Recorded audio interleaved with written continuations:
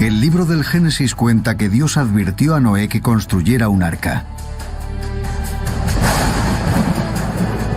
La narración del gran diluvio en la Biblia trata del mal, el pecado y la injusticia. La lluvia cayó sobre la tierra durante 40 días y 40 noches. Todos los manantiales de las profundidades salieron a la superficie. El diluvio representa una especie de revocación de la creación. Murieron todas y cada una de las criaturas que habitaban la tierra, o casi. Debido al diluvio se borró a todo ser humano del mapa. No hay nada más apocalíptico que eso.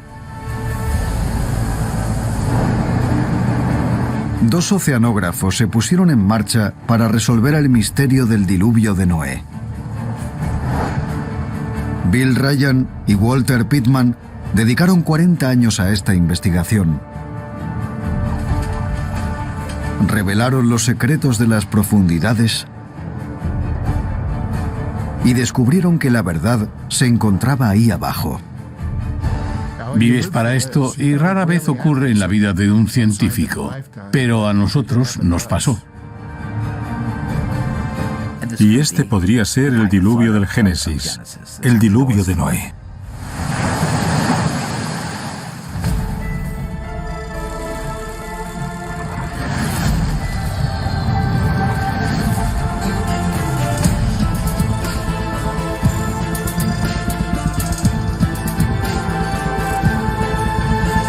Misterios de la Biblia. El diluvio universal. Verano de 1970. El buque de investigación de 122 metros, Glomar Challenger, estaba fondeado en el mar Mediterráneo. Su misión: estudiar el lecho marino a 1 kilómetro o más bajo la superficie. Entre los científicos que se encontraban a bordo estaba el oceanógrafo de 30 años, Bill Ryan. El trabajo de un oceanógrafo que recorre el mar está plagado de aventuras y emociones, y cuesta creer que te paguen por ello. El centro del Mediterráneo es un lugar desafiante para recoger pruebas. Los trabajadores debían bajar el tubo de perforación a través de cientos de metros de agua y después perforar a gran profundidad dentro del lecho oceánico.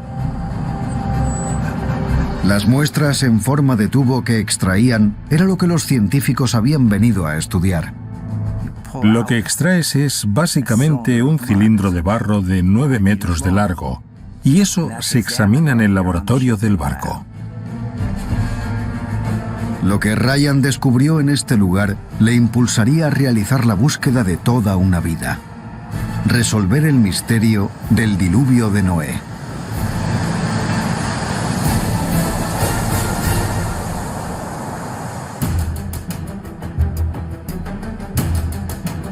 Cuando Ryan examinó las muestras, descubrió algo extraordinario.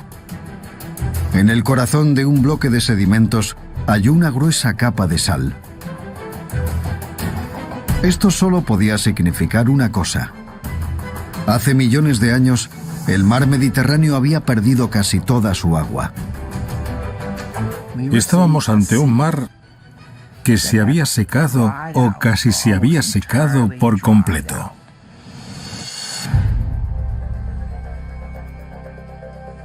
Se trataba de un resultado asombroso. Hace 5 millones de años, el mar Mediterráneo era una cuenca desértica y árida. Se encontraba separada del océano Atlántico por una barrera de tierra en Gibraltar.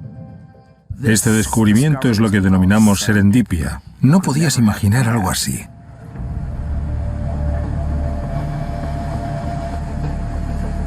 Ahora Ryan se enfrentaba a otra pregunta. ¿Cómo se llenó el Mediterráneo otra vez? Una vez más, los sedimentos nos dieron la respuesta. Mostraban que cuando el agua regresó, lo hizo a una velocidad vertiginosa. La barrera entre el Mediterráneo y el océano Atlántico reventó y lo inundó todo rápidamente. Ryan descubrió que todo el Mediterráneo pasó de ser una cuenca desértica y árida a un mar de kilómetros de profundidad en un instante geológico.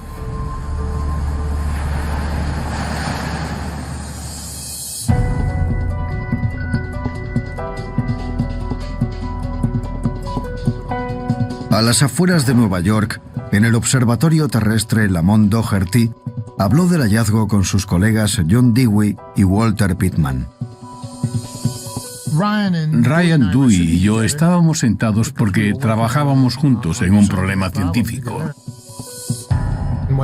Cuando Ryan habló de su descubrimiento, Dewey, al escuchar aquello, dijo riéndose y bromeando: bueno, tal vez esa sea la explicación del diluvio de Noé. Claro que no. Esto tiene 5 millones de años, cuando las especies homínidas ni siquiera existían. Y todos nos reímos porque lo que había ocurrido en el Mediterráneo era mucho más antiguo. Pero Dewey no dejaría el tema de lado. Planteó una pregunta que inspiraría a Ryan y a Pittman a llevar a cabo una búsqueda que duraría 40 años. ¿Creéis que el diluvio de Noé se podría explicar mediante un acontecimiento similar en el que un mar tan apartado conectaría con el océano? Era una hipótesis provocadora. Ryan y Pittman no pudieron resistirse. Después de aquella conversación, Ryan y yo hablamos de esta posibilidad y dijimos: echemos un vistazo a ver qué nos dicen los datos geológicos. Estos dos oceanógrafos se pusieron manos a la obra para desentrañar los misterios de la historia más famosa del Viejo Testamento: el Gran Diluvio.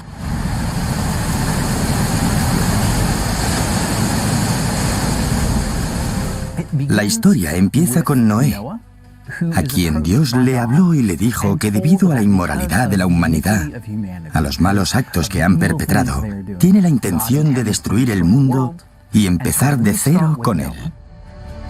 Noé construyó un arca y, como ya es sabido por todos, metió en él 2 ejemplares de cada especie animal que habitaba la tierra. Después comenzó el diluvio.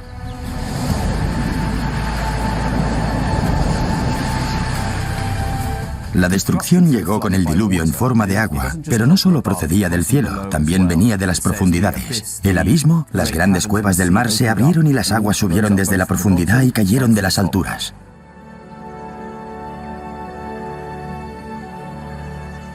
Cuando la tormenta amainó, el arca reposó sobre la cima de un monte. Noé envió un cuervo y luego una paloma para comprobar que las aguas se habían retirado de la tierra. Una vez que el diluvio se detiene y Noé sale del arca con su familia, Dios hizo un pacto con Noé y con todo ser viviente, y es que el mundo no volvería a ser destruido nunca más con agua. Y como muestra de ello, tenemos el arco iris en el cielo. Esta es una de las historias más conocidas de la Biblia. Pero, ¿dónde y cuándo sucedió? ¿Y qué fue del arca? Sobre este tema, la Biblia es de una imprecisión frustrante. La Biblia no nos ofrece una ubicación real del lugar donde se produjo el diluvio, ni de dónde vivía Noé antes del suceso. Y sabemos que cuando empieza la inundación cubre toda la tierra. Pero ¿dónde se encontraba Noé antes de construir el arca? No lo sabemos.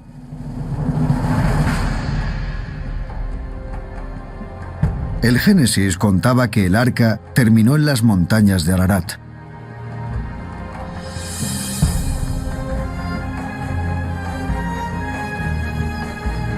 En la actualidad, el monte Ararat y los picos que lo rodean se encuentran en Turquía, al sureste del Mar Negro.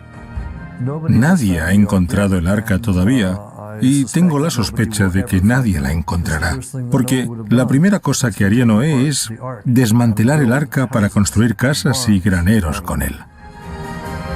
Con el arca perdida, muchos habían terminado por creer que lo que cuenta el Génesis no era más que un mito. Sin embargo, Ryan y Pittman no estaban de acuerdo. Sospechaban que una inundación catastrófica, como la que Ryan había descubierto en el Mediterráneo y acaecida 5 millones de años atrás, estaba detrás de la historia. Para llegar al fondo del asunto debían descubrir dónde se había producido esa hipotética inundación. Buscaron un mar que se pudiera aislar del océano mediante la bajada de los niveles del agua. Luego secarse y al final llenarse de agua otra vez. Buscábamos un lugar que fuera más bien árido. Un sitio donde, si se bloqueaba la entrada del océano, existía la probabilidad de secarse. Primero miramos en el mar de Japón. Sus conexiones con el Océano Pacífico eran demasiado profundas, era imposible que se hubiese desconectado. Miramos en el Mar Rojo, había muchos núcleos de sedimentos, pero nos decían que no, que nunca se había secado. Miramos en el Golfo Pérsico. En el Golfo, la geometría de su fondo no era adecuada. Tras una amplia investigación, identificaron una masa de agua que encajaba con su búsqueda.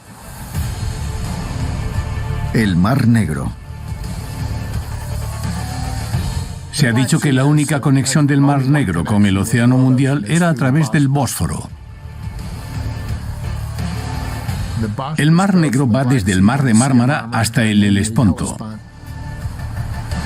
Presentaba unas condiciones adecuadas para una posible inundación. Si el Mar Negro llegó a secarse alguna vez y los niveles del océano aumentaron lo suficiente para superar la barrera de tierra en el Bósforo, luego se habría vuelto a llenar, provocando consecuencias catastróficas. En 1971, los dos científicos decidieron centrar su búsqueda en ese lugar. Para demostrar la inundación, debían conseguir pruebas materiales. Sin embargo, se enfrentaban a un obstáculo. El Mar Negro es una zona estratégica importante para la Unión Soviética. Con la Guerra Fría en ciernes, no resultaba nada fácil para los estadounidenses viajar allí. No sería hasta 20 años después, tras caer el telón de acero, cuando Ryan y Pittman tuvieron la oportunidad de seguir con sus investigaciones.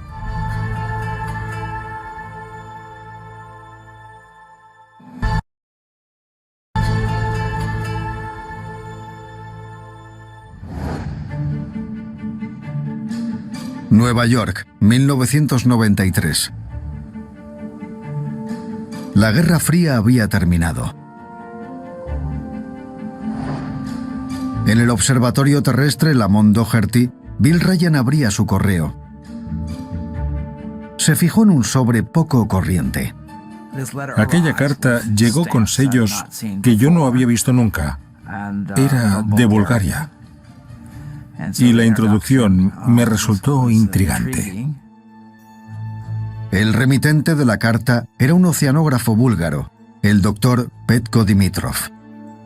Había oído hablar del interés de Ryan en el diluvio de Noé.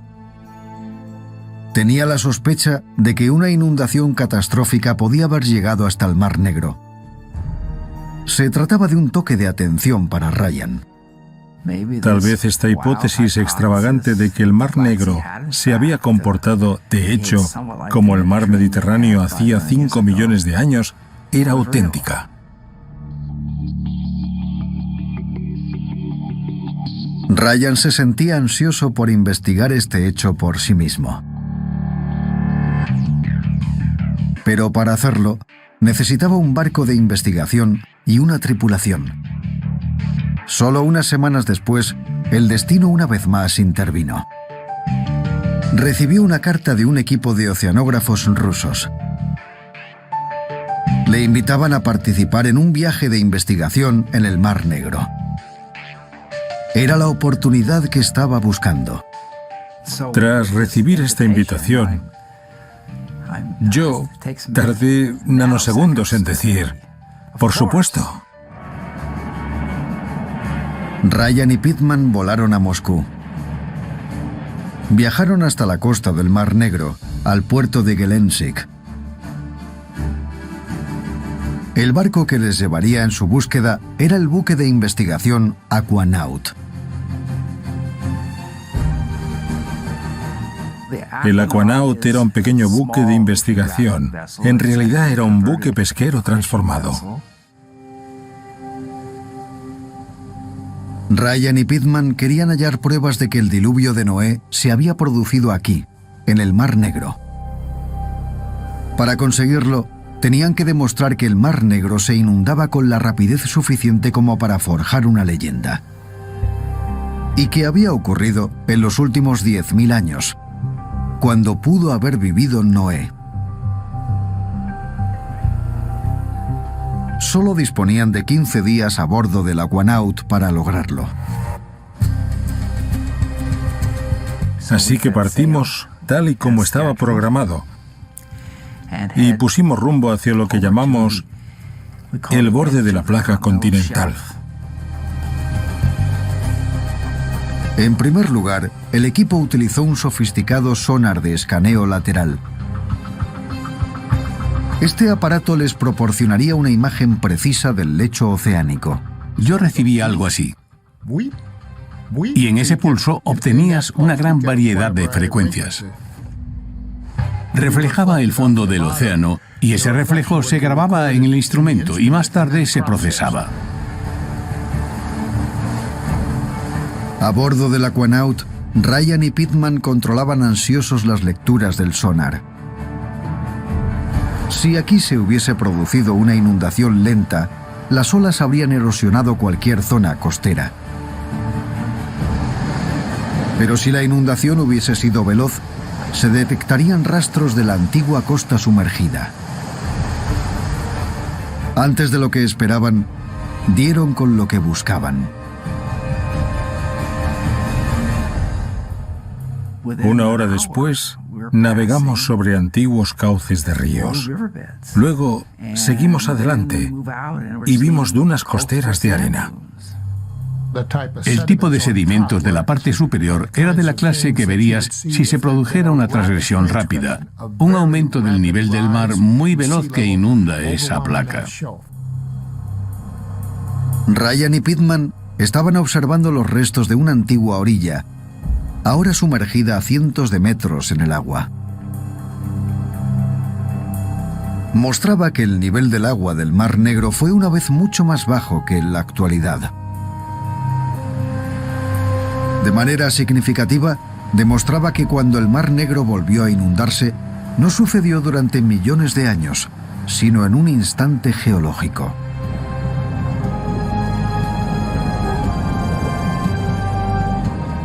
Si el nivel del mar hubiese subido lentamente, las olas habrían barrido las dunas costeras.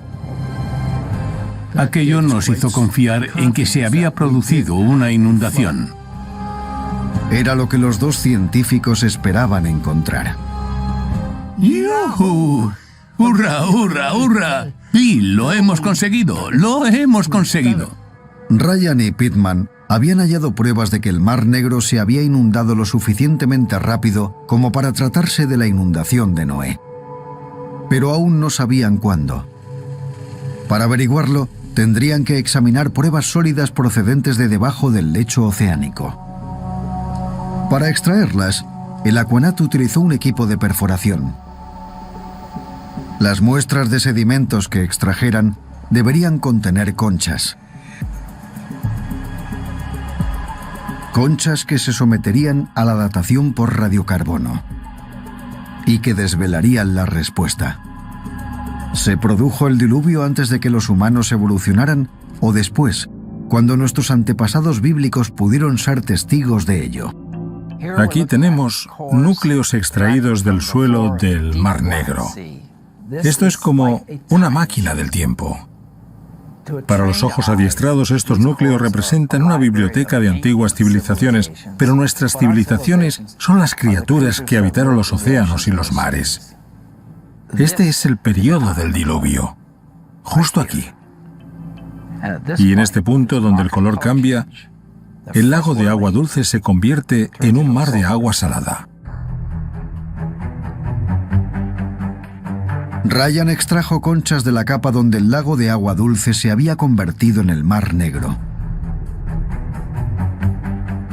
Llevarían estas valiosas muestras de vuelta a Estados Unidos para realizar la datación por radiocarbono. Si las conchas tuvieran menos de 10.000 años de edad, situaría la inundación del Mar Negro en el mismo espacio temporal que el diluvio de Noé. Antes de regresar a Nueva York, los científicos viajaron a Moscú. Pero allí se toparon con un problema. Descubrieron que su expedición había despertado el interés del servicio secreto ruso. Poco después de llegar a su hotel, la puerta de la habitación de Pittman se abrió. Y un hombre entró.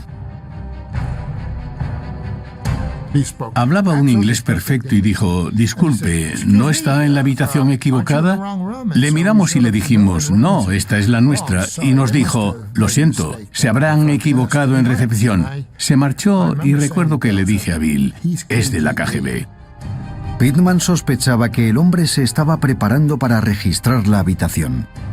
Bajé a cenar y cuando volví un par de horas más tarde, toqué en la puerta muy fuerte y ya sabes, al final entré en la habitación y ellos habían estado allí. Pittman descubrió que habían movido objetos durante su ausencia. ¿Pero por qué? Durante las últimas décadas, la Unión Soviética había sido un estado oficialmente ateo. Si Ryan y Pittman eran capaces de demostrar que el diluvio universal era auténtico, supondría un mazazo a décadas de descreimiento. Ryan empezó a preocuparse por la posibilidad de que le confiscaran la valiosa prueba que había recogido en el Mar Negro. Dejó las muestras más importantes con sus colegas rusos. Con suerte, podrían enviarlas a Nueva York más adelante, cuando hubiera pasado un tiempo. Decidí no llevarme al aeropuerto nada de lo que no tuviera duplicado. Con los nervios a flor de piel, volaron de regreso a la seguridad de Nueva York.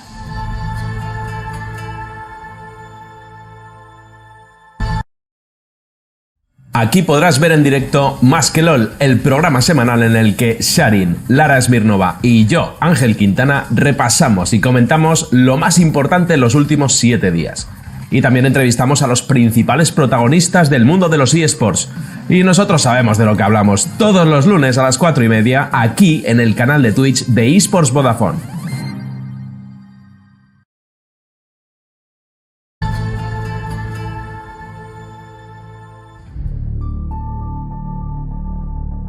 Ryan tenía la sospecha de que a los rusos les preocupaban sus investigaciones en el Mar Negro. Tenía miedo de que confiscaran sus muestras de sedimentos más importantes. Si eso sucedía, la expedición en el Aquanaut habría sido en vano.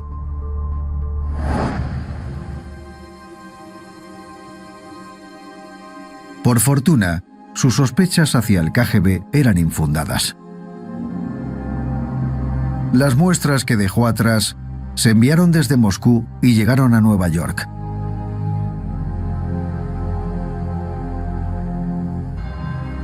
Ryan envió las conchas al Instituto Oceanográfico de Woods Hole para someterlas a la datación por carbono 14. Estas conchas señalarían el momento en el que se había producido la inundación del Mar Negro. Semanas después, Ryan recibió los resultados decisivos. Recibí una llamada de Glenn Jones y me dijo, Bill, ya tengo los resultados. ¿Me has tomado el pelo? Le pregunté, ¿cómo que si te he tomado el pelo? Me dijo, ¿me has enviado las muestras de las conchas son de la misma muestra? Le dije, no. Dijo, todas tienen la misma edad. Son de hace 7.200 años. Hace 7.200 años se desarrollaba la nueva edad de piedra o periodo neolítico. En ese periodo los humanos desarrollaron por primera vez la agricultura y comenzaron a utilizar objetos de barro y metales. Para Ryan y Pittman, esta fecha significaba que los humanos modernos podían haber sido testigos de la inundación. Tal vez conservaran la historia en sus leyendas. Sin embargo, aún quedaba una pregunta importante. ¿Sería esta inundación lo bastante catastrófica como para ser recogida en la Biblia? Para descubrirlo, Ryan y Pittman dirigieron su atención al origen de las aguas de la inundación: el Bósforo.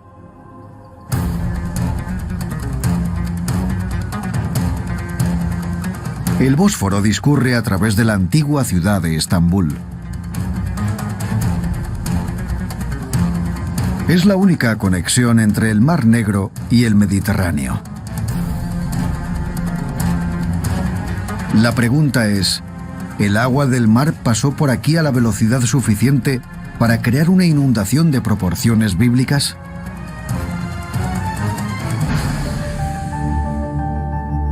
Durante la última edad de hielo, los niveles del mar se encontraban 120 metros por debajo del nivel actual. El lago del Mar Negro estaba totalmente separado del reducido mar Mediterráneo.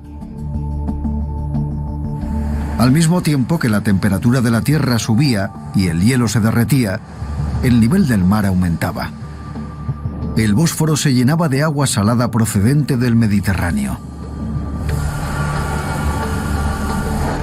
Al final, el peso del agua abrió un canal a través de las barreras de tierra del estrecho del Bósforo. El agua del océano se desbordó a través del canal y entró en el lago.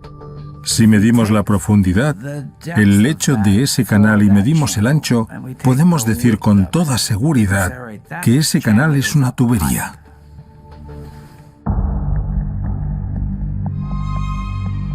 Pittman calculó la velocidad a la que atravesaría el agua este canal.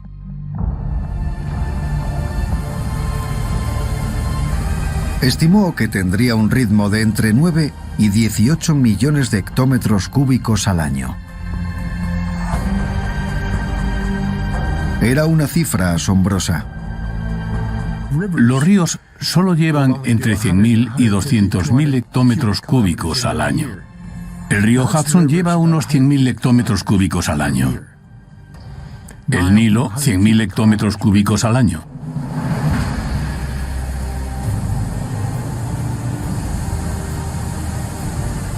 El caudal de agua equivalía a cientos de cataratas del Niágara.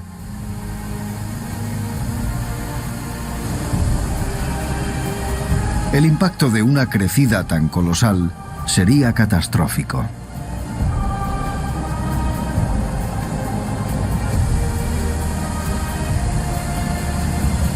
Una inundación como esa se habría escuchado al menos a 100 kilómetros como mínimo, y el suelo habría temblado a lo largo de mucha distancia.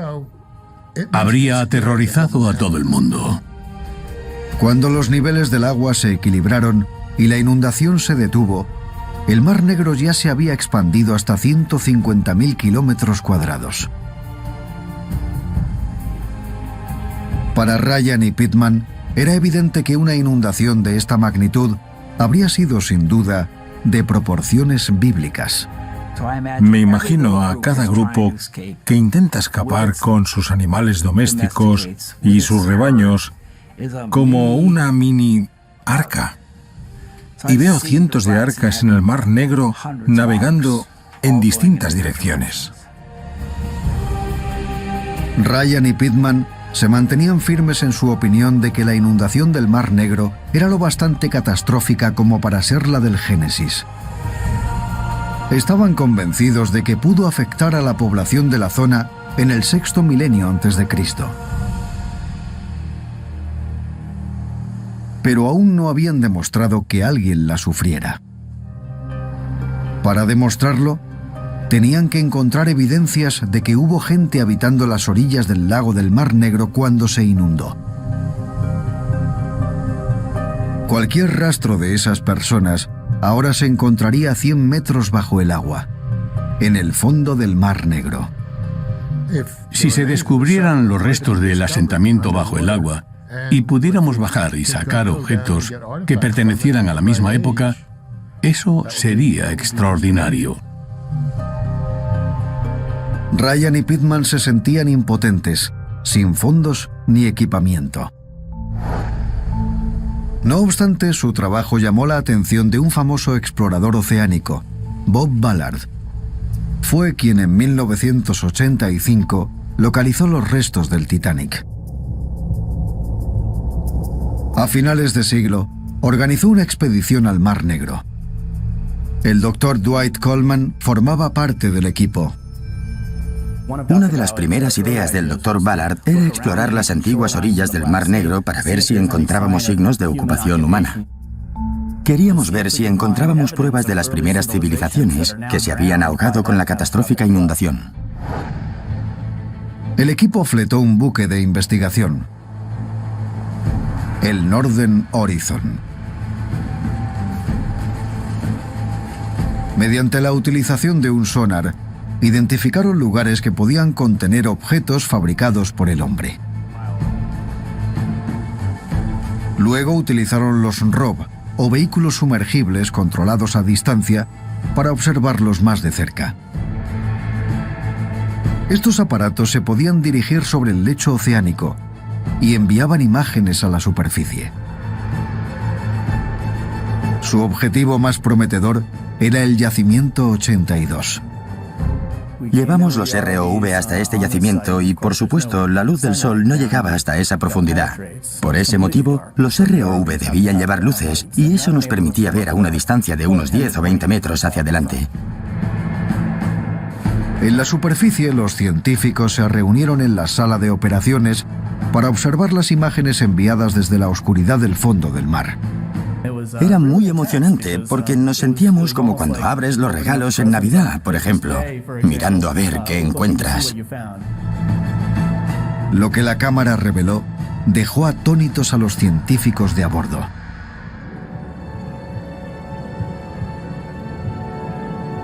Bloques de piedra que parecían haber sido trabajados por manos humanas.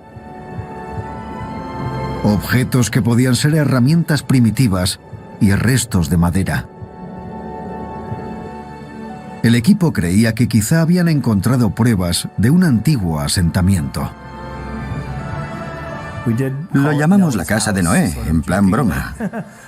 Pero sentíamos mucha emoción e intriga, porque a primera vista no sabíamos qué estábamos mirando.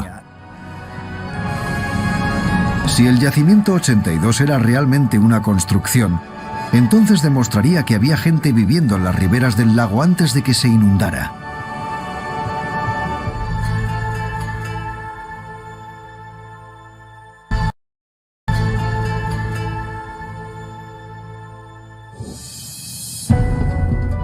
Para saber si existían pruebas de presencia humana, el equipo adaptó el ROV Little Erg para recoger muestras del lecho marino. Se recogieron pequeños fragmentos de madera y se llevaron a la superficie. Después, se enviaron para realizar la datación por carbono 14. Sin embargo, las noticias no fueron buenas.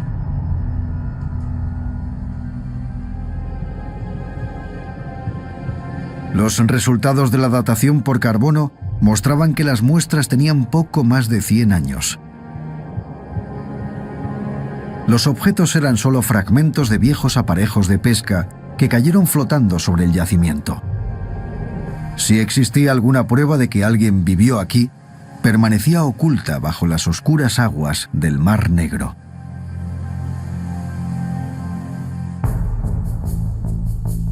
Pese a este revés, Ryan y Pittman no se rindieron en su búsqueda.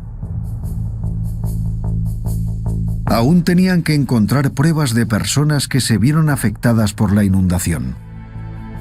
Si allí había seres humanos, existirían pruebas de su reacción a este acontecimiento, ya que solo los humanos podrían añadir este suceso a la mitología. Los amigos no pudieron encontrar ninguna prueba bajo el agua. Así que comenzaron a buscar en tierra firme. Cualquiera que hubiese vivido a pocos metros del Mar Negro lo habría perdido todo. Si la placa estuvo ocupada por humanos, no lo sabemos. Pero si así fue, se habrían desplazado para siempre. El lugar más evidente para buscar desplazados era la costa actual del Mar Negro.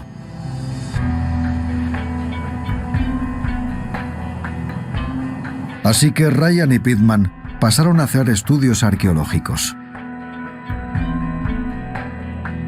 Buscaron restos de asentamientos humanos que surgieran alrededor del año 5000 a.C.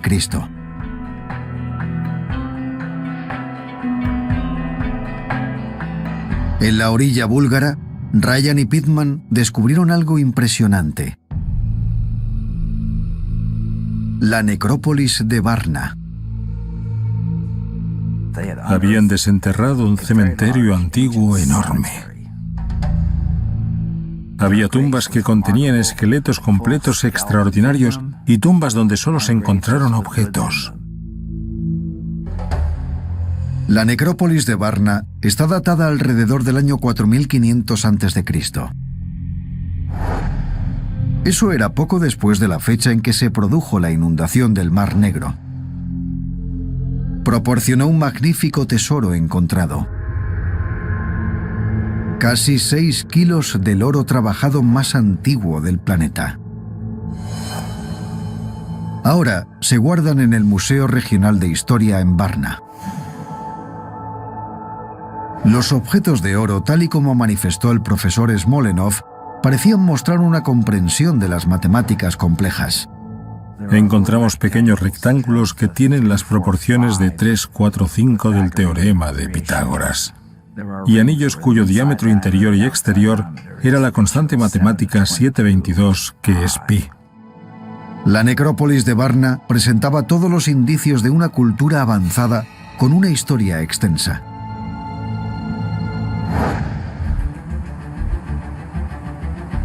Sin embargo, a Ryan y a Pittman les resultaba imposible hallar prueba alguna de esa historia en o cerca de Varna. Les parecía que esta sociedad tan compleja había aparecido de repente, casi de la nada. Lo desconcertante era el trabajo tan sofisticado del oro. No había precedentes de otras etapas más primitivas, así que, ¿de dónde venían? Ryan y Pittman llegaron a la conclusión de que el oro de Varna era la prueba de lo que llevaban buscando mucho tiempo: una civilización desplazada por la inundación del Mar Negro. Ahora, solo quedaba una última cuestión por resolver.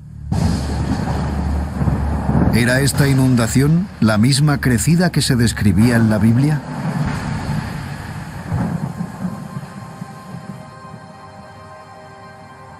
De vuelta en Nueva York, en el observatorio terrestre Lamont Doherty, Ryan y Pittman buscaron pistas en el Génesis. El relato no especificaba dónde había empezado el diluvio. Pero la historia de Noé y el arca sucedió poco después de la historia de Adán y Eva. Hicieron conjeturas sobre la posibilidad de que el diluvio se hubiese producido cerca del Edén. Nadie ha demostrado todavía dónde se encontraba realmente el Edén. No obstante, para Ryan, el antiguo lago del Mar Negro bien pudo ser ese paraíso terrenal. Yo veo el lago de agua dulce del Mar Negro como un oasis, un jardín. Voy a exagerar un poco y tomarme una pequeña libertad. Un jardín del Edén donde se podía cultivar, comerciar, desarrollar el arte de, tal vez, trabajar algunos metales. El libro del Génesis recoge que fuera del jardín del Edén discurren 4 ríos. Uno de ellos llamó la atención de Ryan. Se nombran los ríos, y uno de ellos es el Pisón. Y el río Pisón atraviesa una tierra rica en oro. Incluso añadieron la existencia de oro a la historia. Esto podría explicar cómo Varna obtenía las inmensas reservas de oro. De los alrededores del bíblico río Pisón. Si fue así, pudieron llevarse el oro cuando huían del avance de las aguas. ¿Qué hay en los utensilios tras la inundación? Esta civilización extraordinaria, con el oro más antiguo del mundo, que presentaba diseños extraordinarios. ¿Qué hace el oro en esta historia?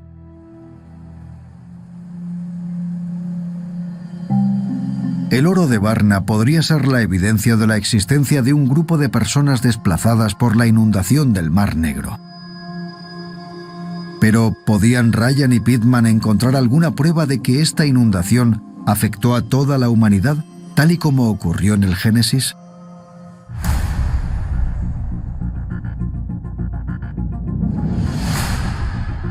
Desde la creación de las especies, los seres humanos sobrevivimos mediante la recolección y la caza. Más tarde, comenzamos a dominar las plantas y a domesticar a los animales para cultivarlos y criarlos con el fin de obtener alimento. Esta profunda transformación se produjo en Europa alrededor del año 5000 a.C. Esa era la época que los arqueólogos reconocieron como el periodo de la rápida colonización de Europa por parte de los granjeros que procedían del este. De manera significativa, la difusión de la agricultura coincidía con la fecha de la inundación del Mar Negro. ¿Se trataba de una coincidencia? Ryan y Pitman no lo creían así. Descubrieron que las semillas y el ganado de estos primeros granjeros parecían proceder de la región del Mar Negro. Lo que descubrimos es que los animales que se traían a Europa tenían genes que los situaban en Turquía y Siria. Todos los cereales presentaban rasgos ancestrales silvestres, cuyo ADN los situaba en Anatolia. Así que todo lo que llegaba a Europa procedía de la región que rodeaba el Mar Negro. Aquello era una revelación inesperada. A Ryan y a Pitman les recordó una vez más la historia del diluvio en el Génesis. Dios le dijo a Noé que metiera 2 ejemplares de cada especie animal en el arca. Se preguntaron si el arca en la historia de la Biblia sería una especie de código, una manera de explicarles a los granjeros lo que tendrían que llevarse si huían de una inundación catastrófica. Nos habíamos pasado generación tras generación desarrollando estas semillas y estos animales. Eran de un valor incalculable. Entonces el arca era la motivación para desplazarse y llevarse todo lo necesario para cultivar.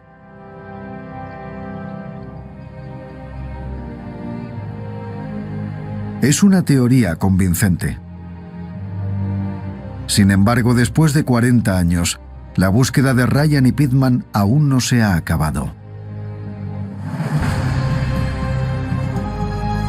Hasta ahora, la teoría de la inundación del Mar Negro planteada por Ryan y Pitman es solo eso, una teoría.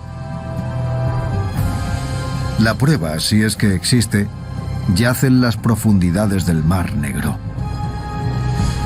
Ahora, una nueva generación de exploradores se prepara para continuar con la investigación. No me cabe ninguna duda de que la prueba bajo el agua que aún no hemos encontrado podría cambiar la historia arqueológica en todo el mundo.